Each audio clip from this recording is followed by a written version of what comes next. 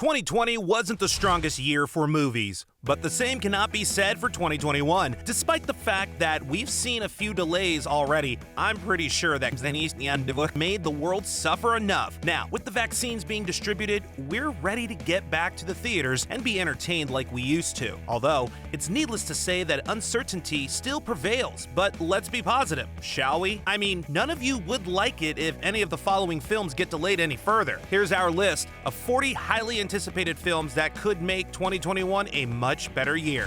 First up, Raya and the Last Dragon, featuring the voices of Kelly Marie Tran and Awkwafina. Walt Disney Animation's upcoming animated feature is its first to center on a Southeast Asian heroine. It will premiere both on Disney Plus Premier Access and in the theaters on March 5th. And we're going to follow the journey of Raya, who is a passionate warrior on a quest to find the last dragon to restore peace in a mythical world. Coming to America, Eddie Murphy is back as Prince Akeem in this long-awaited sequel to the 1988 film. Director Craig Brewer is bringing the film to life. Prince Akeem is set to become king of Zamuda when he discovers he has a son in America. That will be played by Jermaine Fowler. Of course, the hilarious antics will follow when Coming to America hits Amazon Prime Video on March 5th. This list would not be complete without Zack Snyder's Justice League. Among the many exciting projects that March is bringing in, we've certainly got to push Zack Snyder's Justice League on top of it all. On March 18th, HBO Max will give us a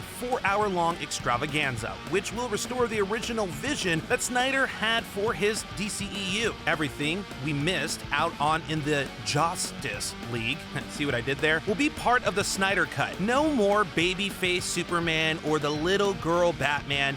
We'll get Black Suit Superman, a badass Batman, Barry's time travel, Jesus Joker, Martian Manhunter, Green Lantern, and so much more. It's going to be absolutely bonkers. Godzilla vs. Kong. Now, Godzilla, the king of the monsters, was booked for a head-to-head clash with fellow giant King Kong in 2020, but both combatants kindly agreed to put their differences aside. Given everything else happening last year, the fourth installment in Legendary's Monsterverse, Godzilla vs. Kong, will expand on the mythology of the Titans and deepen the relationship between these ancient mythical monsters and the humans on the planet. Millie Bobby Brown will return as Madison, with Alexander Skarsgård playing a scientist caught in the middle of this cataclysmic scrap. Inevitably, Godzilla and Kong's fight will be overshadowed by the arrival of another villain, whether that be a human creation such as Mechagodzilla or another one of the Titans remains to be seen. It arrives internationally on March 26th, but it will hit domestic theaters and HBO Max on March 31st. Next up, Nobody. Now, Bob Odenkirk plays a suburban family man who has a secret past as an auditor for a not-so-nice Black Ops organization. After a home invasion attracts the attention of some Russian mobsters, he's ready to bring his particular set of skills out of retirement, as in bone-breaking, spine-shattering, and sharpshooting skills. The Better Call Saul star fight-trained for 2 years for this thriller, and now he will show us that he could kick some serious butt. Directed by Ila Naishuler and produced by John Wick, and it's directed by David Leitch. Nobody arrives on April 2nd. Next up, Mortal Kombat. Because if you've been waiting for the inevitable Mortal Kombat reboot, this year has got you covered. The first trailer was full of gory action sequences, and with the likes of Louis Tan, Mehcad Brooks, and Joe Taslim attached to star, the newest franchise installment is bound to be everything you could want in a fantasy martial arts action film. James Wan will be producing, so there's bound to be some of the magic that made the Saw franchise so successful. Mortal Kombat arrives on April 16th.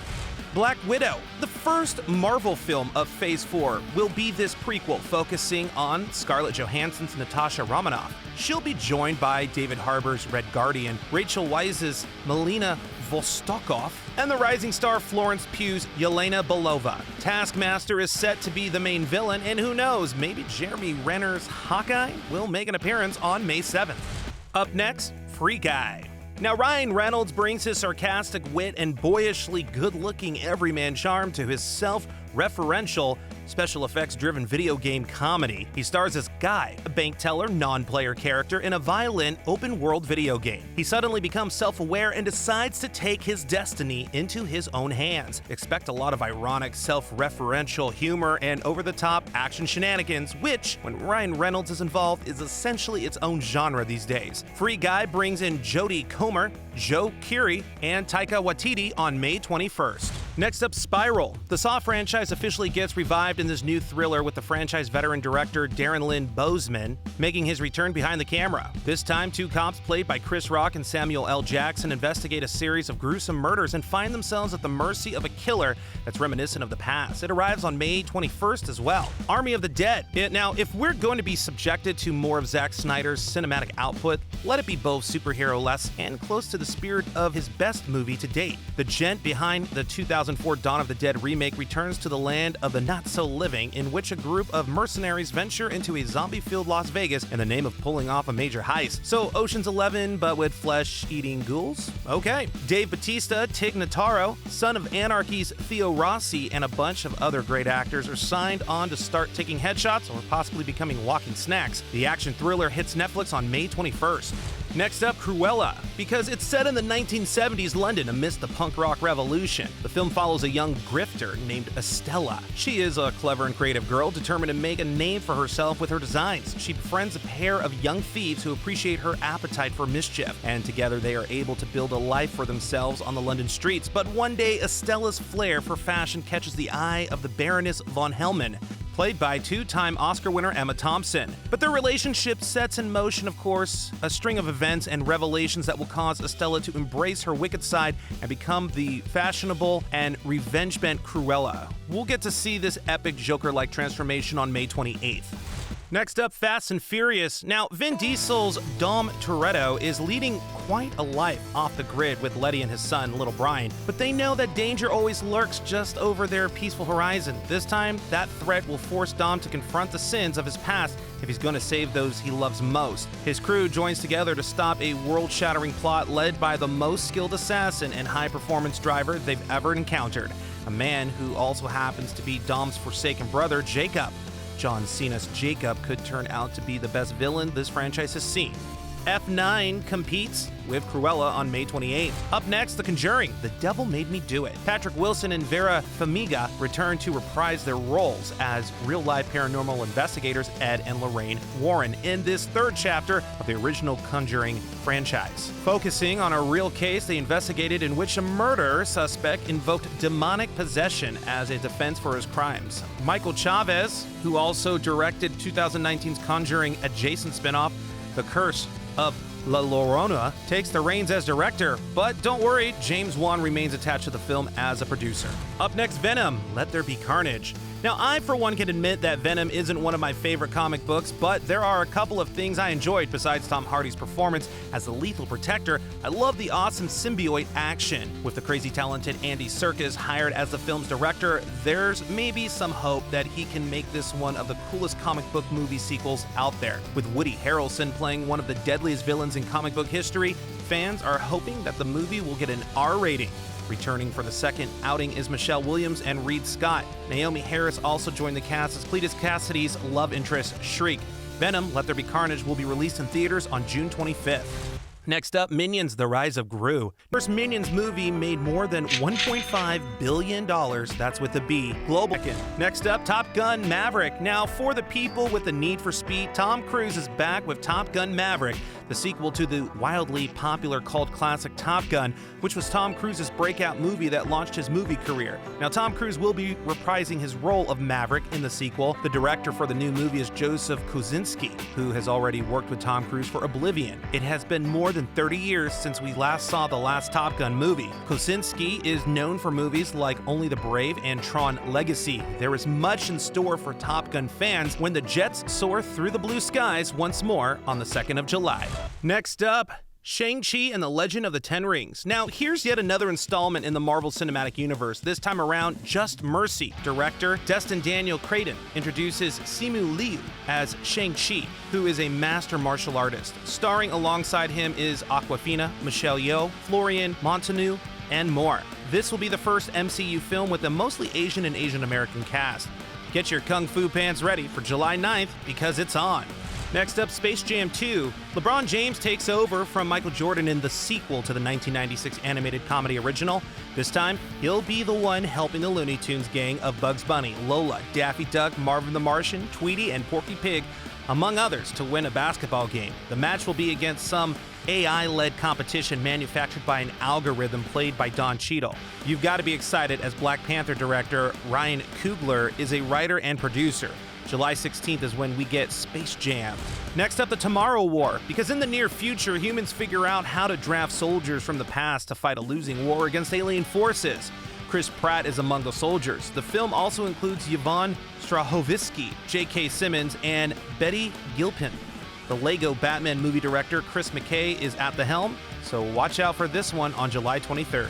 Up next, Jungle Cruise. Produced by Walt Disney Pictures, Jungle Cruise has a promising cast including lead stars Dwayne Johnson and Emily Blunt, along with a powerful ensemble supporting cast of Jack Whitehall, Jesse Plemons, Paul Giamatti, and Edgar Ramirez. Set in the 20th century, Dwayne Johnson plays the captain of a riverboat deep inside a rainforest. Emily Blunt plays a scientist who hires Johnson's character to help her look for a rare plant species, locally known as the Tree of Life. On this quest, the duo will fight a competing German expedition as well as the horrors of the rainforest. This action comedy releases on July 30th. Up next, The Suicide Squad. No, you're not experiencing superhero movie deja vu. There was a movie from 2016 called Suicide Squad, which starred Will Smith, Margot Robbie, and Jared Leto as the Joker. Robbie returns as Harley Quinn, who she played in the recent Birds of Prey movie, but most of the other cast members are gone.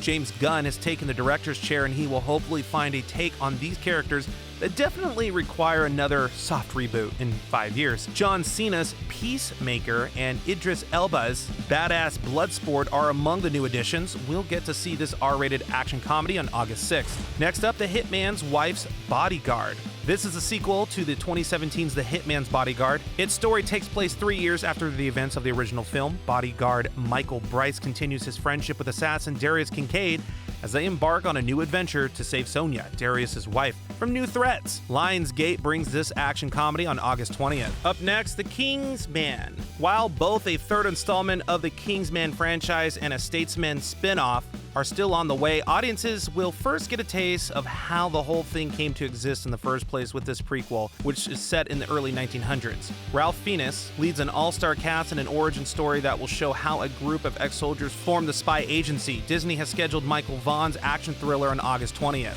Up next, Candyman. Now, in present day, a decade after the last of the Cabrini Towers were torn down, Anthony and his partner move into a loft in the now gentrified Cabrini. A chance encounter with an old-timer exposes Anthony to the true story behind Candyman. Anxious to use these macabre details in his studio as fresh grist for paintings, he unknowingly opens a door to a complex past that unravels his own sanity and unleashes a terrifying wave of violence. Yahya Abdul-Mateen II leads the cast on August 27th. Next up, Sweet Girl. Marissa Tomei and Jason Momoa featured in this action drama about a husband looking to get justice for the death of his wife while protecting his daughter. Philip Eisner, Greg Hurwitz, and Will Staples are the writers for the title. It arrives on Netflix sometime this year. Up next, Reminiscence. Hugh Jackman stars in this sci-fi drama, which is set in a flooded near-future Miami. It is about a man who offers people the chance to relive any memory. As he begins to fall for one of his clients, he discovers she may or may not be involved in a series of violent crimes and dives into her past to learn the truth. It arrives on September 3rd. Up next, Malignant. Details are scarce on this upcoming film from horror maestro James Wan, but one thing's for sure, and it's that this movie will probably scare the shit out of you. Malignant is said to be an all-new original idea from Wan, so don't expect it to tie into any of Wan's existing properties. Annabelle Wallis will lead the cast on September the 10th.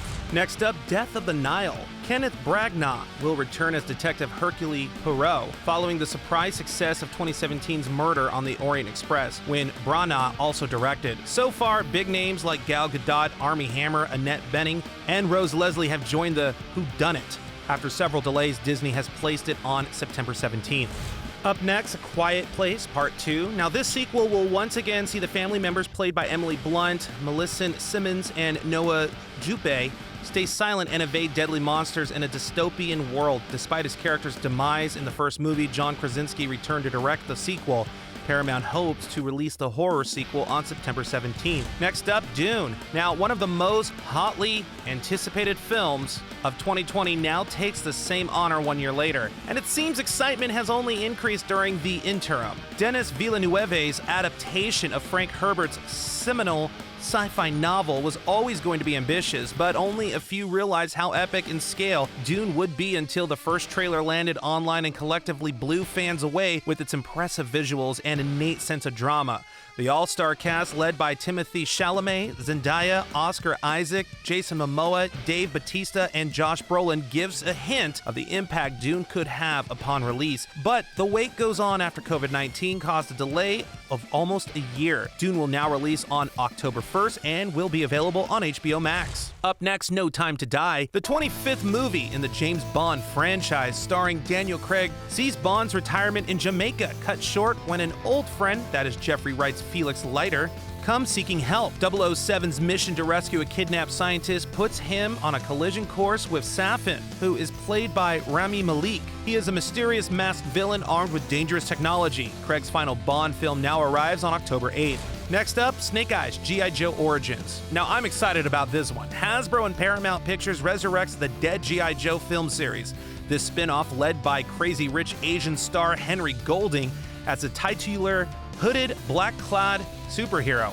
It also stars Andrew Koji as Nemesis Storm Shadow, Iko Uwais as the teacher Hardmaster, Peter Minsai as Blind Master, and Ursula Corbero as Cobra Villainous Baroness, and Samara Weaving as G.I. Joe member Scarlet. The film arrives on October 22nd. Psst, they wanted to cross over with the Transformers franchise. Up next, The Eternals. Now, this begins millions of years when the cosmic beings known as the Celestials genetically experimented on humans, creating the superpowered and near-immortal beings and a more monstrous offshoot known as the Deviants.